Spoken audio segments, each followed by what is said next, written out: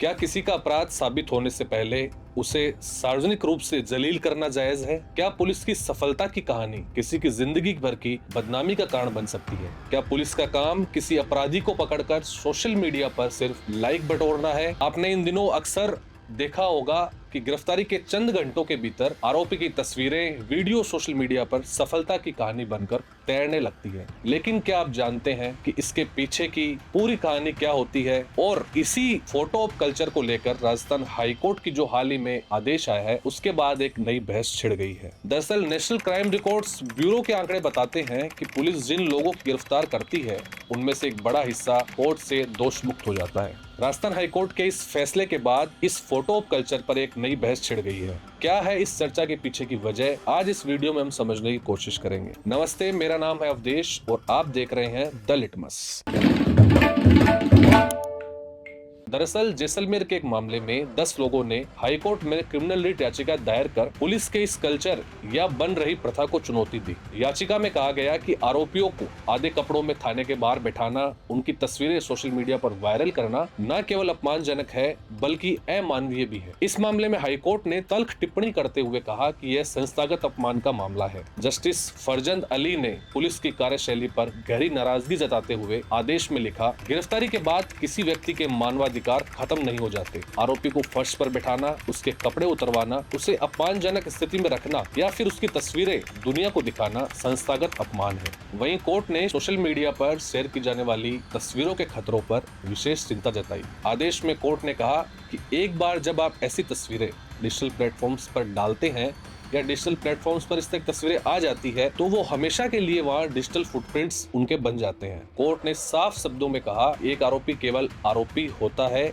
जब तक कि वह दोषी नहीं है। इधर कोर्ट के इस आदेश के बाद जयपुर पुलिस महकमे की ओर से एडीजी हवा सिंह घुमरिया ने एक नई एसओपी जारी की, जिसके मुताबिक अब पुलिस किसी भी आरोपी की photo, video social media, press या आधिकारिक ग्रुप्स में शेयर नहीं की जाएगी। पुलिस का जो ताजा सर्कुलर है उसके मुताबिक अनुच्छेद 21 के तहत हर व्यक्ति को गरिमा के साथ जीने का अधिकार है और पुलिस अब इस अधिकार का उल्लंघन नहीं कर पाएगी। दोस्तों, राजस्थान एक अकेला राज्य नहीं है। इससे पहले केरल और कर्नाटक हाईकोर्ट ने भी ऐसे ही निर्देश दिए हैं। वहीं बॉम्बे हाईकोर्ट ने भी एक मामले में कहा था कि आरोपी की परेड करवाना मानवाधिकारों का हनन है।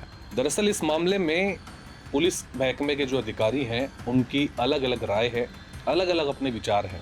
राजस्थान पुलिस के एक अधिकारी ने हमें बताया कि जो आरोपी की परेड है उसका ऐतिहासिक तौर पे अगर देखें तो इस तरह से होता था कि मान लीजिए कोई डकैत या कोई गुंडा किसी विशेष एरिया से अगर पकड़ा गया है तो पुलिस उसी इलाके में जाके उसकी परेड करवाती थी। इसके पीछे एक मोटा तौर पे जो मेन जो वजह बताई जाती है वो ये है कि समाज में उस आरोपी का लेके जो खौफ है या डर है वो टूटे और पुलिस का जो इकबाल है, कानून का इकबाल है, वो मजबूत हो। तो राजस्थान पुलिस के इन्हीं अधिकारी का मानना है कि आजकल जो रील कल्चर और सोशल मीडिया का जमाना है उसमें आरोपी की फोटो, वीडियो तुरंत वायरल हो जाते हैं, जो एक सामाजिक तौर पे हमें सोचने की जरूरत है। पुलिस का काम सालों से कानून की रक्षा करना, आरोपी को सजा दिलवाना, केस फाइल को मजबूत करना रहा है।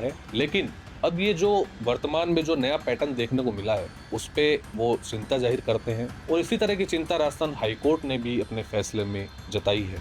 आइए अब कुछ आंकड़ों पर नजर डालते हैं। दरअसल national crime record bureau NCRB की पिछली रिपोर्ट के मुताबिक पुलिस की चार्जशीट और कोर्ट के अंतिम फैसले के बीच एक बहुत बड़ा गैप दिखाई देता है। एनसीआरबी के मुताबिक भारतीय दंड संहिता आईपीसी के तहत दर्ज मामलों में राष्ट्रीय स्तर पर सजा की दर लगभग 54% है, जिसका सीधा मतलब यह है कि लगभग 46% मामलों में आरोपी कोर्ट से दोष मुक्त हो जाते हैं। वहीं कुछ गंभीर अपराधों में तो यह आंकड़ा और भी चौंकाने वाला है, जहां पुलिस के दावों के बावजूद कोर्ट में सबूत टिक नहीं पाते हैं। जैसे हम बलात्कार के मामलों की बात करें तो सजा की दर मात्र 27% से 32% के बीच रहती है, यानी लगभग 70% मामलों में आरोपी बरी हो जाते हैं। वहीं दहेज हत्या के मामलों की बात करें तो सजा की दर करीब 35 से 40% है। इसके अलावा दंगों के मामलों में सजा की दर सबसे कम महज 20 से 25% के आसपास रहती है। अब आखिर में एक और कड़वा सच जानते हुए चलते हैं कि भारत की जेलों में कुल बंद जो कैदी है उनमें से लगभग 75% विचाराधीन है, यानी अंडर ट्रायल है, यानी उनका अपराध अभी भी साबित नहीं हुआ है।